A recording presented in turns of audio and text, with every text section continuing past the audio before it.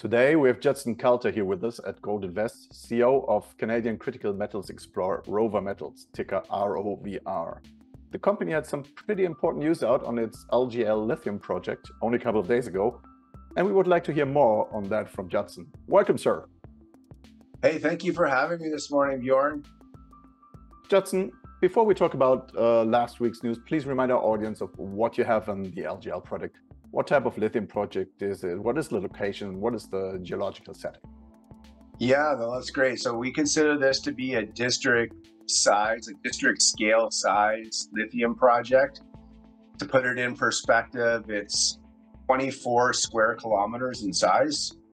So these are for many of the later stage lithium companies that people know about that have the 30-year mine lives, this is the size of land package that you need really to explore for that sort of 5 to 10 million ton lithium carbonate resource. And so we were right out of the gates, we wanted to make sure we secured the right size land package.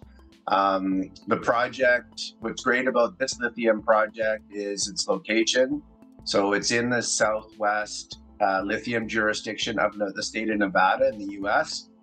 And that's the prolific lithium jurisdiction in North America. It's the home of Albemarle, which is really up until a month ago, it was the only producing lithium mine in North America, and it's certainly the largest scale producing lithium mine. And so again, that's in Southwest Nevada. This project is located about a 1-hour drive from Las Vegas. It has hydropower on it, so it has green energy infrastructure already right on site. And there's a small town called Pahrump, which is essentially a readily available source of labor right next to the project. In terms of the type of lithium, it is a lithium claystone project. So within lithium, you kind of have three types of mineable geological deposits. You've got brine, which of course we associate with places like Chile and Argentina. Then you've got hard rock, which is Australia, Canada, and other jurisdictions in the world. And then in the Southwest Nevada area, we have these claystone deposits, which are typically lake bed sedimentary deposits at surface, sort of an open pit mine type of operation. So to answer your question there. Okay, interesting. Yeah, that was quite comprehensive answer. Thank you for that. Those were up to speed there. Also, you already have some further information. If I remember correctly, you already had some surface samples analyzed. So please give us a short summary of the results. Absolutely. Yeah, we've done a phase 1 exploration program. And so, we know where to drill, and I'll just kind of dive into what we did on our phase 1. So the first step of the phase 1 was gathering all the historic geological information in the area, and that's available from the US Geological Survey, right? Very well documented database in the United States. So we found a lot of information. There's a historic mine located, 7.5 kilometers essentially from the project. And that's it's the historic Franklin Wells mine, which produced hectorite. Hectorite is a rare clay that includes 1% lithium. So that's, in perspective, that's 1,000 parts per million lithium, just close to the project. So right there, we knew Armagosa Valley, had the potential for a lithium discovery in clay. And then we just started doing a sampling program. We knew about another junior miner that had a project just west of this project. And so we knew they were getting sort of 300, 350 parts per million on their surface sampling. So we started prospecting and sampling east of that location. And we got surface samples up to over 1% lithium. So up to 1,200 parts per million lithium at surface. And again, these clay beds are typically, your high grade is typically about, like 70 meters down. It's not, the high grade isn't right at surface. You want to kind of get into the middle of the clay bed. So we're pretty optimistic with the technology on lithium carbonate extraction, LCE extraction. They're currently using the cutoff grade for clay lithium deposits, mineable ones at least, for about 300 parts per million lithium. So I think that will, as the technology and the refining process continues to improve, I think, the cutoff grade may be even lower, just because, again, these are open pit types of operations. In our case, for what we're seeing at surface, I believe that, our average grade is, probably going to be right in the current sweet spot, which is around, 700 to 800 parts per million across, an entire resource. And that's what we're expecting, for the drill program. And, that's that phase one really, in collection with the historical data analysis, really has set the stage here for the drill program this year. Oh, yeah, let's come to that now. Then that was the news for last week that you got the from the Bureau, if I pronounced that correctly, of land management. You got the exploration drilling permit. Can you give us an idea why that is important, or exactly what it allows you to do? Absolutely. I mean, that was really the game changer for our business. It was one thing for us to acquire this project and do, surface sampling. We didn't need a permit to do that. Applying to the U.S. government, that is a federal agency, the Bureau of Land Management. So they had the resources. They went in there. They did, essentially. They looked at the water resources. We had to secure water rights as part of our permit application.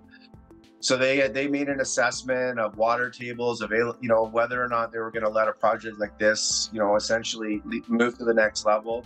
They also did a rare plant analysis, so environmental, and they did a rare species check. And based on all three of those factors, especially the water, that's a big deal in Nevada. Yes. Getting your water rights approved. And, so that's indicative, I think, of the, where we're headed as a company now. We essentially have our license, to proceed, and we're, the next stage here is to start drilling. So. Okay. Yeah, very good. So sounds like you can get going. What are your drilling plans then? Or do you already know what kind of program, what kind of meterage you want to go for? Yeah, so on my desk, right here, I have proposals from, a few different drilling companies. This week, we'll be finalizing a contract with a drilling company in Nevada. And we expect to start drilling in June. And that's a bit of a forward-looking statement. We'll have a very small private placement for $200,000 Canadian in the end of May. That'll be to pay for our drill program. And $200,000 is not a lot of money, but that's what's great about working in Nevada, is that's with our existing treasury, that's going to allow us to do about 20 drill holes to roughly 90 meters of depth.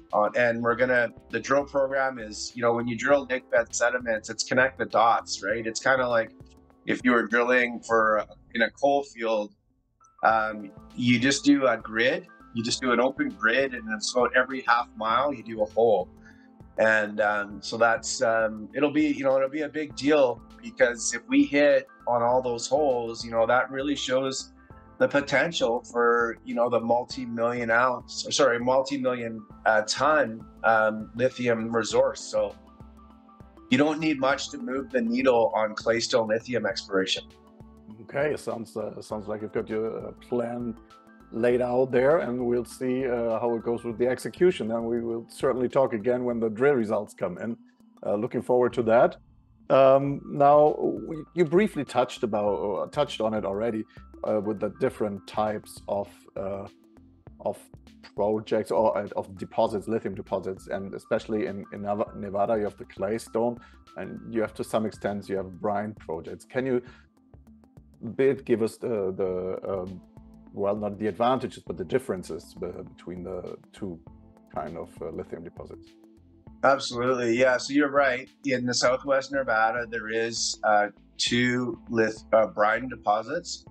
And those are, in Albemarle's case, which is the producing brine mine, they were able to secure water rights from the historic Silver Peak mine. And so, that was grandfathered water rights. It would be today almost impossible to go into Nevada with a brine project and get water rights. Like, it would just be very, very difficult because brine is much more water intensive than claystones. So for, I guess, an ESG investor that's concerned about the environment, the claystone, which is the new emerging technology, uses much less water. There's an acidification process. It's a very simple acid. I mean, for the listener to this interview, just to Google Regia acid. It's a very, very weak acid combined with water that sort of is your milling process. And then as far as the refining process, that's intellectual property, which is sort of, well-kept secret right now. And companies like Saltworks and have that technology. But, just to attract, typically the lithium is very loosely attached to these clay beds. And so, just sort of, not to get too far down into the flow sheet, but yeah, I mean, it essentially, that's the big difference. I think on cost per ton, which is a good metric, if you're looking at the price per ton of lithium per brine in Nevada, I believe it's roughly 3,500 US per ton to produce a ton of lithium carbonate. And the claystones are able to meet, that cost per ton, essentially. So the profitability is, essentially the same in Nevada for claystone versus brine. Again, the cost per ton on a pro forma basis, because, these claystone projects are new, they're only at the pilot plant stage. We don't have an actual producing refinery today. But based on the numbers, that are in feasibility reports, they've calculated essentially US 3,500 per ton on the claystone side as well. So I think that's where the industry's headed. Of course, you've got in Reno, Nevada, you've got the Tesla Gigafactory. So, there's certainly, the hunger within Nevada, not to mention, the rest of the US EV sort of automotive sector. There's certainly, I think really consistent demand and supply fundamentals coming for the industry. Okay, well, that sounds like a good spot to be in. Thank you very much for bringing us up to speed, and we'll be sure to call again once you're starting the drilling and results are coming nearer. Thank you. Yeah, thank you, Bjorn.